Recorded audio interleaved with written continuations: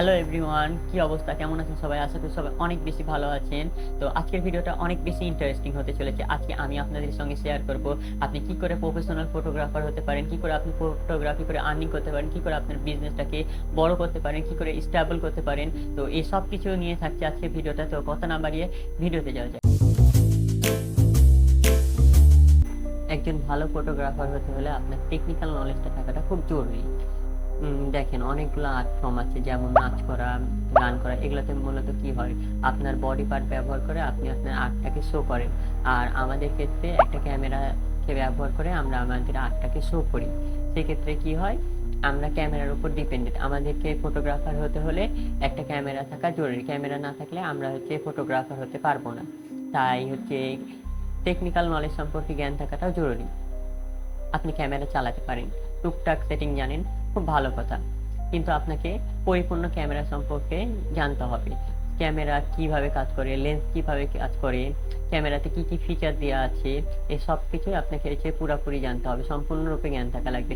এমন করলে হবে না যে আপনি এখান থেকে কিছু শুনলেন বা ওখান থেকে টুকটাক কিছু শুনলেন, যার উপর বেসিক করে আপনি আপনার ফটোগ্রাফিটাকে রান করছেন। এইভাবে করলে হবে না। এখন অনেক ফটোগ্রাফাররা এই কাজ করে, কিন্তু এটা রাইট ওয়ে না।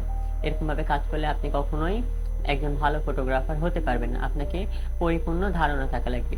আর আপনার যদি পরিপূর্ণ ধারণা থাকে, সেক্ষেত্রে কি হবে, আপনি কোনো গিয়ার কিনতে গেলেন, দেখা যাচ্ছে যে আপনি একটা ভালো বডি কিনতে যাচ্ছেন বা একটা লেন্স কিনতে যাচ্ছেন।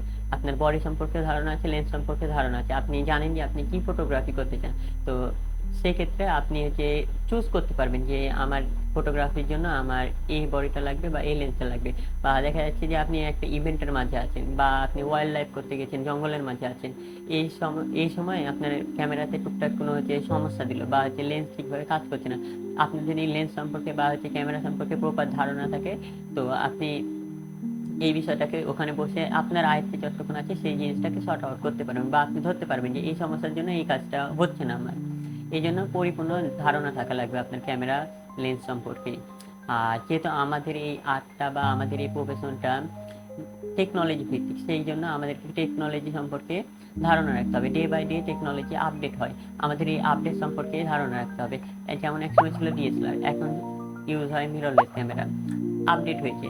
তো ডিএসএলআর কিভাবে কাজ করতো বা ডিএসএলআর এর মধ্যে কি কি সুবিধা ছিল, কি কি অসুবিধা ছিল, মিররলেসের মধ্যে কি সুবিধা আসলো, কি অসুবিধা আসলো, এই জিনিসগুলো আমাদেরকে জানতে হবে। ডে বাই ডে কোন কোম্পানি কোন জিনিসটাকে আপডেট করছে বা কি নতুন ফিচার নিয়ে আসছে, তা আমাদের ফটোগ্রাফির ক্ষেত্রে কিভাবে সাহায্য করতে পারে।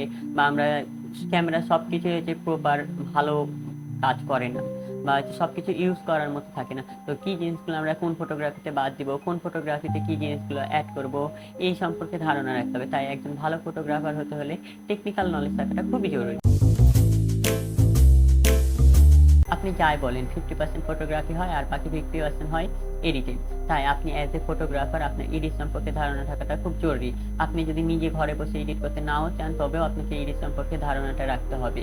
আপনি এডিট সম্পর্কে যদি ধারণা না রাখেন, তাহলে আপনি আপনার এডিটরকে বোঝাতে পারবেন না আপনি কী ধরনের ছবি চান।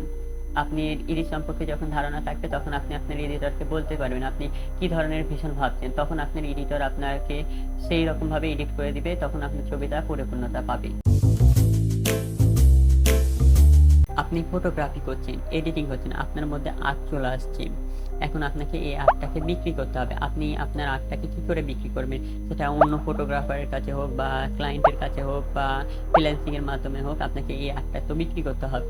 তার জন্য সবার প্রথমে আপনাকে জানতে হবে সামনের মানুষটা কী চায় বা আপনি সামনের মানুষটার কাছে কী করে পৌঁছাবেন, আপনি মার্কেটিং কী করে করবেন, আপনি আপনার সোশ্যাল মিডিয়া কী করে সামলাবেন, এই সব সম্পর্কে আপনাকে পুরোপুরি ধারণা রাখতে হবে। এই সম্পর্কে জ্ঞান না থাকলে আপনি ফটোগ্রাফি করতে পারবেন না। ছবি তুললেই ফটোগ্রাফি করা যায় না। ফটোগ্রাফি বিজনেস দাঁড় করাতে হলে সবার প্রথমে আপনাকে মার্কেটিং জানতে হবে। সেটার জন্য যদি আপনাকে কোনো কোর্স করা লাগে, আপনি করে ফেলুন।